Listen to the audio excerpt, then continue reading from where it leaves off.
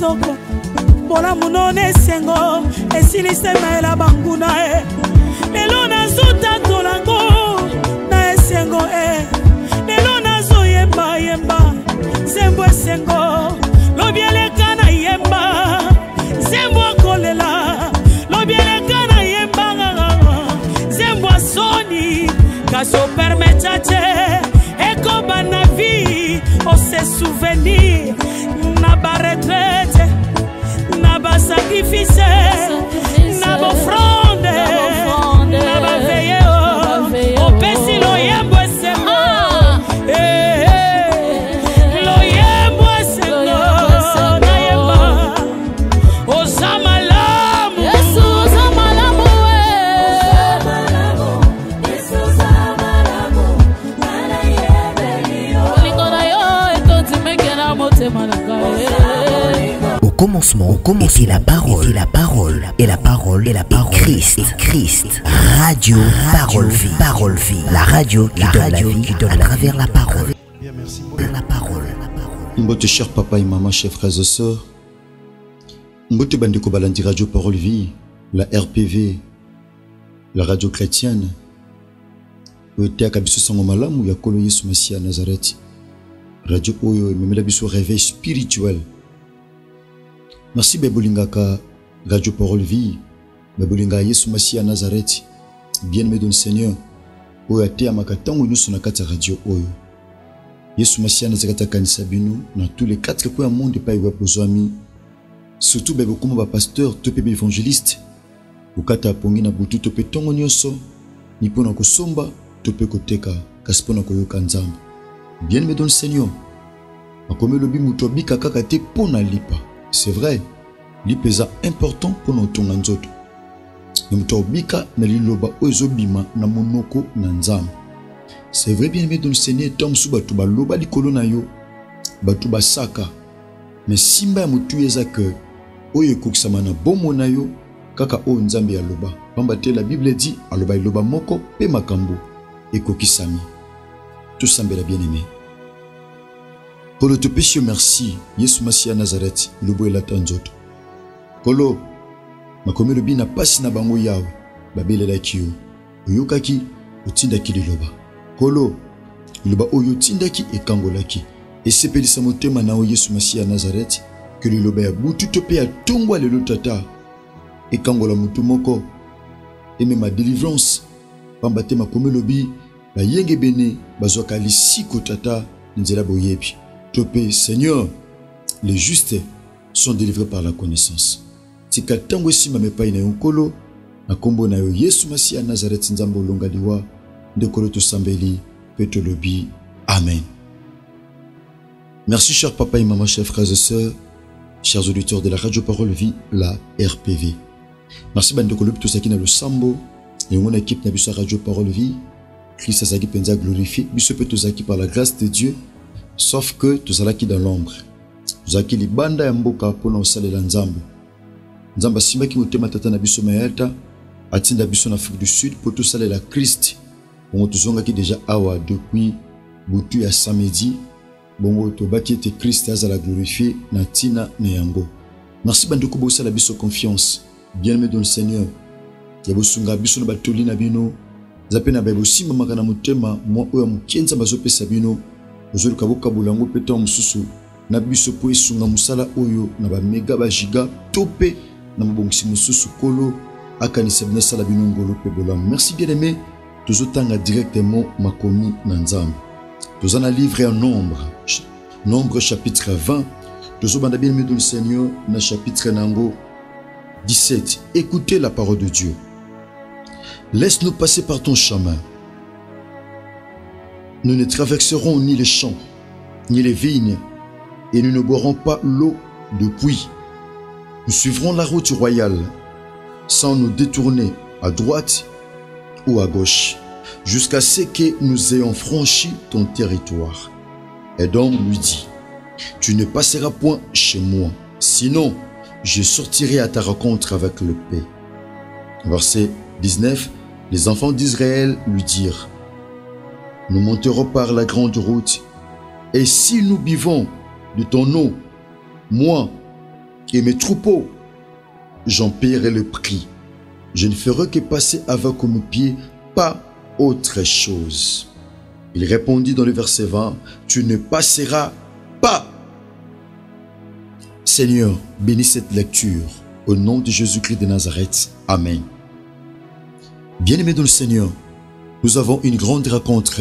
Il y a le Samba famille. Donc jeudi, une retraite internationale des familles. Et ça la jeune prière, tout bon de là, pour ma famille, nous sommes chaque fin à mois, nous allons rencontrer la prière dans la radio Parole Vie. Mes amis, cette fois-ci, ma famille doit tout récupérer. Cette fois-ci, ma famille doit tout récupérer. On est allé le Samba bien-aimé dans le Seigneur, autour banda, jeudi par la grâce de Dieu. Merci bien-aimé dans le Seigneur. Kolo Azolo Kumukembo Pema Sanjoli. Bien-aimé dans le Seigneur. Nous allons partager un thème où ils atteignent quoi les pamboli, eux que ça la biso bien-aimé dans le Seigneur, que tu comprendre bah droit na biso, peut te comprendre bien-aimé dans le Seigneur, puissance et force, il y a relation na biso autour na Christ. Thème ali, je arriverai malgré l'opposition. Je arriverai malgré l'opposition. Non, comme pas une zamba bongsa ponanga, ata opposition ezali. Ata batuba telemelinga, ata ba obstacle, je arriverai. Je arriverai malgré l'opposition. Non, comment? Ata opposition, ata obstacle. Et telemel bosonanga, mais le kono simba mutuya Isaac, non, comment? Je arriverai. Bien-aimé dans le Seigneur, tout le monde a verbe arriver. Peut-être mon bien-aimé mot opposition. Arriver c'est quoi? Arriver c'est parvenir à la destination. Kokoma na destination. Kokoma na objectif. Kokome pa yuwa pesengeli na yo okoma. Bien-aimé dans le Seigneur. Mais si melo comme tu as bien-aimé dans le Seigneur, entre départ na arrivée. Na katika chuvana il y a un espace. Oye sakana bitumba. Oye sakana ba épreuve. Oye sakana makambo ebele. Bien-aimé dans le Seigneur, entre départ na arrivée. Mon frère, ma soeur, ezana makambo ezakana kati autour fongolango par la grâce de Dieu. Ezana ba tobele basala un bon départ. Ne ba koma malamunte. Bien-aimé dans le Seigneur, ezana ba tobele basala un vrai départ. Babanda makambo malamu. Babanda malamu me basuka malamu te. Ezana bato o babanda malamu me basuka mabe. Bien-aimé dans le Seigneur, simba motu ezake entre départ na arrivé na katikati wana. Ezana mikakatano, ezana bitumba, tope ezana makambo oyo nanga tokoyekola katikati na oisika. Bien-aimé dans le Seigneur, to bitem na biso ezali je arriverai. Non comment? Je arriverai malgré l'opposition. Non comment? Non, comme attaque opposition. Bien-aimé dans le Seigneur, nana zolo banakata thème na biso. Ezali mutu o azana foi, azana décision, pe azana détermination. Bien-aimé dans le Seigneur, tout le bango mina kata radio Parole Vie, il y a trois choses na vie à mutu o sengele mutu à retenir. La première des choses, c'est le choix. Na vie mon frère ma soeur, so yebi ko sala choix te, batu ba sala le choix. So yebi ko ponate batu ba ponela yo. So yebi ko ponate batu ba peso eloko eza guna ote. Yango na vie na yo esengeli ozala mutu a choix. Ngana kipate, ngana zoaka oba pesinga, ngana kipate, ngana zoaka boui. Bien-aimé dans le Seigneur, na vie so oza mutu ba choix te, mon frère ma soeur. Ba bandoko peso eloko ekozana posa mutema na ote, mo ozwango ka par force, ozwango ka par contrainte. Pourquoi? Parce que ba pesinga yango, ba pesinga yango ateza posa na ngate, ba pesinga yango. Ateza choix nangate mais ba pesinga ka yango eza likamba choix na viso ebi ko sala choix te c'est fini. Tobi il y a trois choses. La première des choses c'est le choix. So ebi ko sala choix mon frère ma soeur ozala mutu a décision na viso ebi ko zo décision te batu ba zo décision esika na yo. So ebi ko zo décision te mon frère ma soeur c'est fini. Kaka décision te mon frère ma soeur et aussi la détermination. Ezana batu bele bazalaka na décision.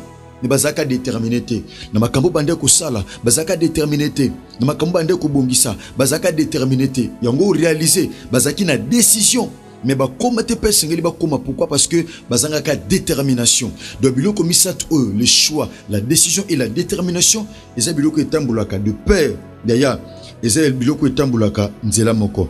Mon frère, ma soeur, Tobi, j'y arriverai. Malgré l'opposition. Bien-aimé dans le Seigneur, vie à mon Nzambe, eza vie à opposition. Eza vie ya bitumba, eza vie ya mikakatano. Bien-aimé dans le Seigneur. Bien-aimé, c'est quoi l'opposition? Bien-aimé, opposition ezani. C'est quoi l'opposition? Bien-aimé dans le Seigneur. Nalingola nanga malam, mon frère, ma soeur. Nangosi manga malam parce que jour à l'élo mardi, na lobby mercredi, et ça va jour moko préparatif, topé préparatoire, et comme ma biso na 4 jours na biso, il y a retraite, il y a le sambo. Bien-aimé dans le Seigneur, Tobi opposition. C'est quoi l'opposition? L'opposition, c'est la résistance. Ezali résistance. Mon frère, ma soeur, yeba makambo ozosala, okuta na ba résistance na vie na yo. Na misala na yo, na ba projet na yo, na commerce na yo, na libala na yo, na voyage na yo, na makambo na yo. Mon frère, ma soeur, simba mutu ezaki okuta na résistance. Na domaine de sa vie, il y a toujours la résistance. Okuta na résistance na part ya batu mususu. Na part ya banguna, na part ya ba ennemi, okuta résistance. Wana posa o avancer, mais résistance. Wana posa o longa, mais résistance. Wana posa o songa, o somba, mais résistance. Osana posa osomba, mais résistance. Osana posa okota, mais résistance. Pourquoi? Parce que batumo bakangeli porte, batumo babiyo okotate, batumo babiyo obimate. La résistance. Lorsqu'on parle de l'opposition, bien aimé dans le Seigneur, on voit la résistance. On voit la résistance, bien aimé dans le Seigneur. On voit l'obstacle. Obstacle. Bien aimé dans le Seigneur. Ils ont batubelé na vie ba abandonnant. Pourquoi pas supporter pour obstacle était. Batubelé na vie. Nzamba nozi na bango quelque part. Ba komate pourquoi? Parce que babanga obstacle. Ba komate pourquoi? Parce que babanga bangomba. Ba komate pourquoi? Parce que babanga ka mikakatano. Babanga ka bitumba. Bien aimé dans le Seigneur. Babanga ba obstacle. Donc bien aimé dans le Seigneur. Opposition, ezali obstacle. Bien aimé dans le Seigneur. Et là qu'on nous ça obstacle. Et là qu'on nous pour empêcher yo au fongwama au kindeliboso. Bien aimé dans le Seigneur. C'est ça l'opposition. Bien aimé, opposition et ça dans le domaine nyonso. Dans le ministère, il y a l'opposition. Bien aimé dans le Seigneur, même dans le domaine de la construction, il y a l'opposition. Bien aimé dans le Seigneur. Dans Néhémie chapitre 4, tout le monde, bien aimé dans le Seigneur, Néhémie a vu les canisiens qui rebâtir la muraille à Jérusalem. Mais tant où Sambala a apprendre que Néhémie a yépona kutonga la muraille à Jérusalem, la Bible dit à Siliki. Et ça va te belé pendant que vino eluke tongama, ba Silika. Et ça va te belé pendant que va jouer sango lingo bala, ba Silika. Et ça va te belé tomba yo ki sango que ozo voyager, ba Silika. Et ça va te belé tomba yo ki sango que okomi na zemi na libala wana, ba Silika. Et ça va te belé tomba yo ki sango promotion na yo, ba Silika. Pourquoi? Parce que balingi ba mema otobengi opposition. Bien aimé balingi ba mema otobengi opposition. Bien aimé dans le Seigneur. Tobi l'opposition. Yaya, l'opposition est télémaka. Mais pour vaincre l'opposition, mon frère, ma soeur, et sengili ozala na foi. Christ alobi yango. Abiso bozana kondima. Bo yebisa ngomba oyo elongwa ekende komibwaka na mai. Soki bo tembete ngomba eza opposition. De ngolo ba ete kondima eza makoki ya kolongola opposition na vie ya mwana na Nzambe. Ya kolongola opposition. Muto aza na décision pe détermination. Bien-aimé dans le Seigneur, a eu confiance na a placé pas na Christ. Quel que soit akokuta ngolo kola ba opposition. Bien-aimé na musala. Na ba domaine nyonso, na libala, na belle famille, yaya, au senti pression, opposition, so sali Christ et confiance. Bien-aimé dans le Seigneur, ton numéro est Christ, au salongolo, pébolan. Bien-aimé dans le Seigneur, Tobi, pour vaincre l'opposition, il faut nécessairement marcher avec celui qui a vaincu l'opposition, c'est Christ. Bien-aimé, l'opposition, c'est l'adversité. Opposition, ezali côté les mélama. Opposition, c'est la bataille. Opposition, c'est les combats. L'opposition, c'est la montagne. C'est l'obstacle. Donc, c'est une force maléfique. Où est maintenir yo captif. Où est yo balukaka ke sikamoko. Où est yo tournaka sur place. Où est yo vivre na vie à limitation. Bien-aimé dans le Seigneur, c'est ça l'opposition. Yango nezali ko telemela. Bon thème na biso salini na kokoma ata opposition est télémé. Bien-aimé dans le Seigneur, au réaliser na vie na yo opposition na domaine nyonso makamno so salaka ezalaka na opposition.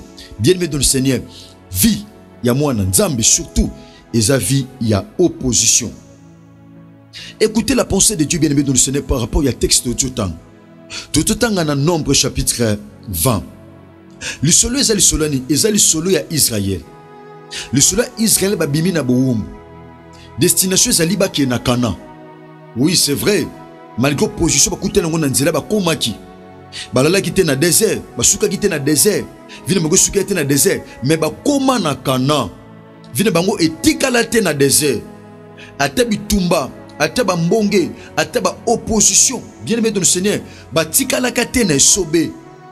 Ba suka kate na sobe. Ba koma ke pa inzama bongisa pona bango ba koma. Mais mon frère ma soeur, kolongo na Égypte, tiko ke na Cana. Bien aimé, ba épreuve ça, ba kozanga maïza, ba sobe ça, ba bitumba ça. Bien aimé dans le Seigneur, ba humiliation ça na kati n'espace wana. Kolongo bien aimé dans le Seigneur. Yaya na Égypte pour que na Cana yaya bitumbeza li ba opposition te pe ba obstacle awa Israël ba uti na Égypte ba bimi na Égypte destination ba ki Cana tant ba komi na Kades na verset 14 bien aimé Moïse a sali lettre atili ba messager et pe na roi ya mboka Edom ebisieni abi oyebinga malam na za frère na yo Israël za frère na yo Edom baza ba descendant Esaü abitala biso to uti na boumbu to nyoko maki bobili solo na biso ndenge sali oyebili solo na biso malam siko nzamba sali biso ngolu to bimi na Égypte to ke na Cana to sengi boy pesa biso nzela to traverser mboka na yo pesa biso nzela to traverser mboka no poto ke na Cana pesa biso nzela to kota na biso na bilanga na ote to simba biloko na ote to mela pe maya mboka na binote bo pesa biso ka nzela to leka na grande route to leka soki salami ke banyama na biso ba meli mai na bino to pe banyati ba biloko na bino to pe balie bambuma na bino biso to futa mbongo eloko to lito salela ezala kaka nzela pesa biso accès to kende mais la Bible dit roi Edom habité bolekate. Bien aimé dans le Seigneur, opposition. Bakangeli Israël nzela. Babi Israël yoko lekate. Yo lekanzelo te. Mon frère ma soeur, ezana batobele, mon frère ma soeur, au monde li pambo no yangwana.